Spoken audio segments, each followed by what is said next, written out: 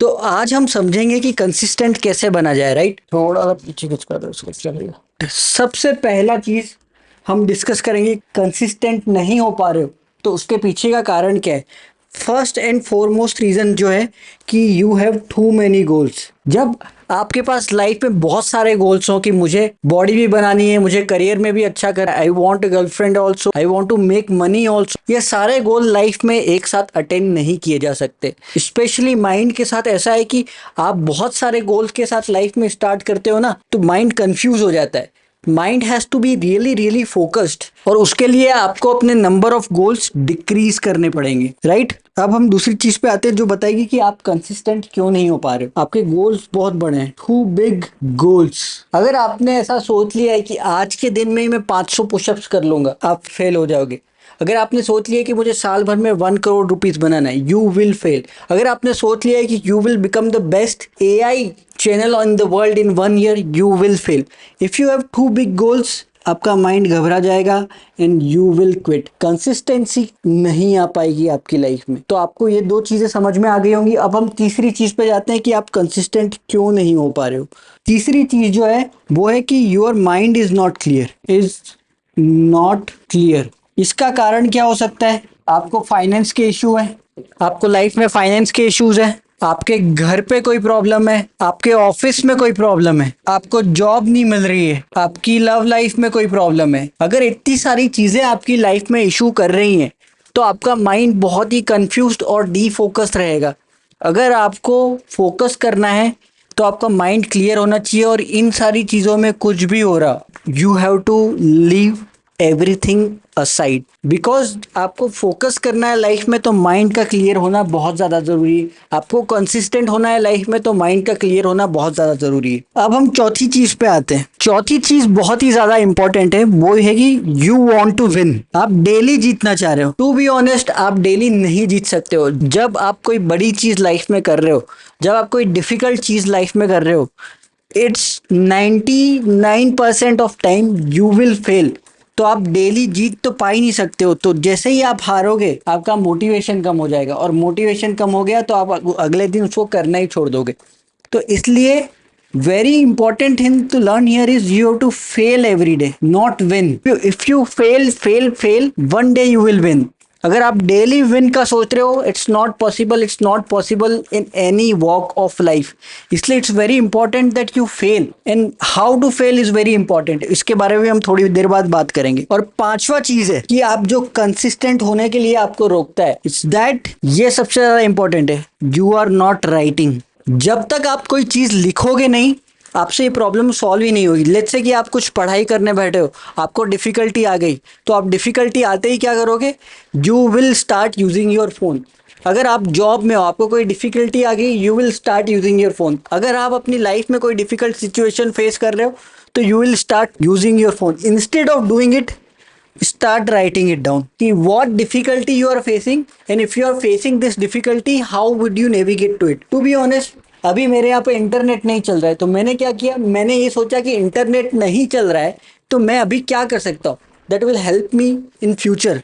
I thought कि मैं consistency के बारे में बात करता हूँ, ये मुझे भी समझने में हेल्प करेगा और दूसरों को भी समझने में हेल्प करेगा कि कैसे कंसिस्टेंट हुआ जाए। तो I had one problem and I turned into another solution. I don't have to stop. I don't have to solve that problem then and there. इसलिए लिखना बहुत ही ज्यादा जरूरी है। अब आप ये तो समझ गए कि आप कंसिस्टेंट क्यों नहीं हो पा रहे हो। या तो आपके गोल्स बहुत बड़े हैं, आपने बहुत ज्यादा गोल्स बना लिए लाइफ में, या बहुत बड़े गोल्स बना लिए हैं, आपका दिमाग क्लियर नहीं है, आप हमेशा जीतना चाहते हो, और पांचवा चीज है आप लिख के काम नहीं करते हो।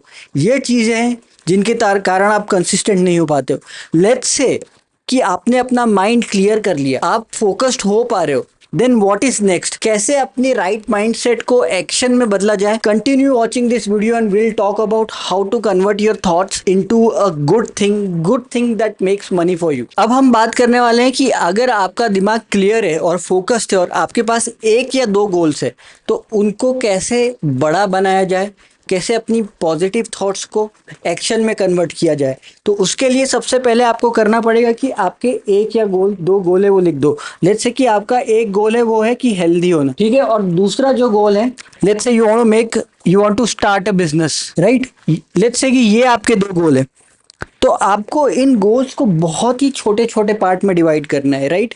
जब तक आप ये अपनी हैबिट का पार्ट नहीं बना लोगे तब तक आप उसको इम्प्रूव नहीं कर पाओगे। तो very first thing of getting it to a next level is to be consistent, right. जो हमने अपने पहले डिस्कशन में डिस्कस कर लिया कि कंसिस्टेंट कैसे होते हैं। दूसरा चीज, बहुत ही छोटे पार्ट में डिवाइड कर लिया, राइट। छोटे पार्ट में डिवाइड कर लिया, लाइक स्मॉल गोल्स। तो आप अपना स्ट्रैटेजी बनाओ कि आप अपनी हेल्थ को स्मॉल गोल्स में कैसे डिवाइड करोगे और बिजनेस को स्मॉल गोल्स में कैसे डिवाइड करोगे, राइट। जैसे कि कोई बिजनेस कर रहा है तो उसके लिए स्मॉल गोल्स क्या हो सकते हैं। उसको एक अपने बिजनेस के लिए वेबसाइट चाहिए, पेमेंट के लिए जीएसटी चाहिए, राइट। ये दोनों बहुत बड़ी चीज है। तीसरा चीज, प्रोडक्ट प्रोक्योर कहाँ से करेगा, उसकी कॉस्ट कितनी है और डिलीवरी चार्जेस कितने लगेंगे, राइट। और कितना आपके पास बजट है माल खरीदने के लिए और आप कितने साल तक जीरो प्रॉफिट तक चला सकते हो इस बिजनेस को, राइट। तो ये सारी चीजें आपको सोच के रखनी पड़ेगी। तो that is your first step और आपने सिर्फ सोच के रखा है। Now you have to take daily 1 और 2 आवर स्पेंड करना पड़ेगा यहाँ पे और पूरा प्लान एक डॉक्यूमेंट में आपको रेडी करना पड़ेगा।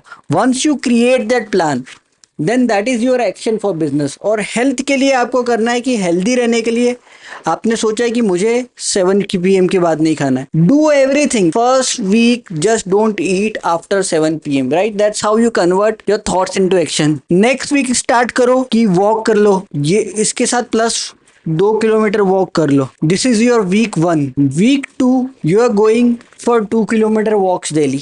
वीक 3 आपको 10 पुशअप्स ऐड कर देने and that is how you improve daily. This is much more better than not doing anything. That's how you convert your negative thoughts into positive thoughts. That's how you convert a small goals into action. क्योंकि आप जब बड़े गोल बना लोगे आप कुछ भी नहीं कर पाओगे, that will become inaction. This is much better. क्योंकि हम बहुत ही ज्यादा ओवर एस्टिमेट करते हैं कि हम 1 साल में क्या कर लेंगे, 10 साल में बहुत कुछ कर सकते हैं।